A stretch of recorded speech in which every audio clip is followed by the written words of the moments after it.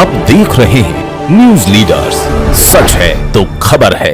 इस वक्त की बड़ी खबर आ रही है अलीराजपुर से, जहां कांग्रेस के प्रदेश अध्यक्ष जीतू पटवारी मध्य प्रदेश के मुख्यमंत्री पर हमलावर होते हुए कहा कि सरकार ने अलीराजपुर का अवैध शराब का डंपिंग यार्ड बना दिया है। आपको बता दें, आदिवासी अंचल अलीराजपुर में कांग्रेस के नवीन कार्यालय के शुभारंभ पर कांग्रेस के नेताओं का जमावड़ा लगा। मध्य प्रदेश कांग्रेस अध्यक्ष जीतू पटवारी, कांग्रेस के संगठन प्रभारी हरीश चौधरी और नेता प्रतिपक्ष उमंग सिंगार सहित कई नेता अलीराजपुर पहुंचे, जहां उन्होंने जिला कांग्रेस कार्यालय का उद्घाटन किया। इसी के साथ प्रेस वार्ता में जीतू पटवारी ने मध्य प्रदेश की भाजपा सरकार पर जमकर हमला बोला। उनके निशाने पर था अलीराजपुर जिले में चल रहे अवैध शराब का कारोबार और भ्रष्टाचार। शराब के अवैध धंधे में पुलिस की भूमिका पर भी आरोप लगाते हुए कहा कि थाना प्रभारी भी शराब तस्करी के खेल में लगे हुए हैं, जो अवैध शराब की गाड़ियों को बॉर्डर तक ले जाते हैं। मध्य प्रदेश और अलीराजपुर को शराब का डंपिंग यार्ड बना दिया। आइए देखिए क्या कह रहे हैं जीतू पटवारी।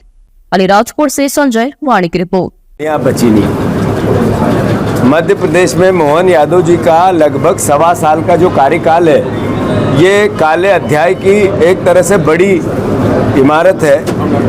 आप देखो कि किस तरीके का अराजकता मध्य प्रदेश में चल रही है कि वल्लभ भवन की 5वीं मंजिल को जकड़ लिया है माफियाओं ने। और पहला मुख्यमंत्री देश की आज़ादी के बाद मोहन यादव हुए हैं, जिनका हर माफिया से तार जुड़ता है। उनके आसपास के लोग उनके माफियाओं के नाम आते हैं। भू माफियाओं कौन कौन है तो उनके आसपास के लोगों के नाम आते हैं। शराब माफिया कौन है तो उनके आसपास के लोगों के नाम आते हैं। ऐसे ही अलग अलग तरह के खनिज माफिया कौन है तब उनके आसपास के लोगों के नाम आते हैं। तो मध्य प्रदेश जिस 1.25 साल में जिस तरीके की सरकार बनी है, मैं समझता हूँ ये मध्य प्रदेश के भविष्य के लिए चिंता का विषय है। मैंने पहले भी कहा था कि हम सकारात्मक विपक्ष की भूमिका निभाना चाहते हैं। हमने पहले भी कहा था कि आपने 5 गारंटियाँ दी, मोदी गारंटी वो पूरी करो। आज तक 1.25 साल में उस एक गारंटी पे एक काम नहीं हुआ। लाडली बहना को 3,000 देंगे, वोट ले लिए। किसानों को 3,000 गेहूं के देंगे, 2700 के धान के देंगे, 6,000 सोयाबीन के देंगे, वोट ले लिए।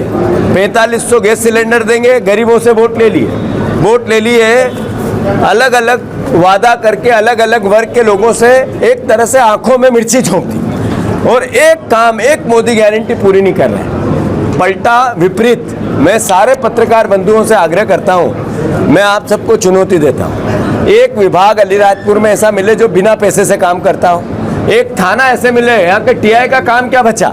जो अवैध शराब की गाड़ियां हैं, इनको सही तरीके से आपको पहुंचाना है, बॉर्डर पार कराना है, ये टीआई का काम है। अगर कोई बीच में, अभी कल बता रहे महेश भैया कि हमने शराब पकड़ी 1500 पेटी, 7 घंटे तो 7 घंटे बाद FIR। आखिर कैसा देश बन रहा है, कैसा प्रदेश बन रहा है? मोदी जी जो गांधी के प्रदेश में जिस तरह की शराबबंदी की बात करते हैं, तो क्या गांधी के प्रदेश में मध्य प्रदेश को डंपिंग यार्ड बना दिया आपने? अलीराजपुर को डंपिंग यार्ड बना दिया कि मध्य प्रदेश से अवैध शराब जाओ और यहाँ से निकल जाए।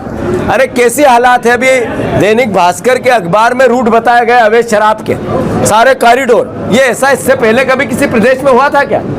अलीराजपुर को बदनाम करने की साजिश अगर किसी ने रची तो ये भारतीय जनता पार्टी। यहाँ के आम नागरिक को अपमानित अगर कोई कर रहा है तो ये भारतीय जनता पार्टी है। जहाँ पर हमारे आदिवासी परिवार के लोग, केवल 1000 आदमी का गांव है, वहाँ पे 13-13 करोड़ की दुकानें चली गई।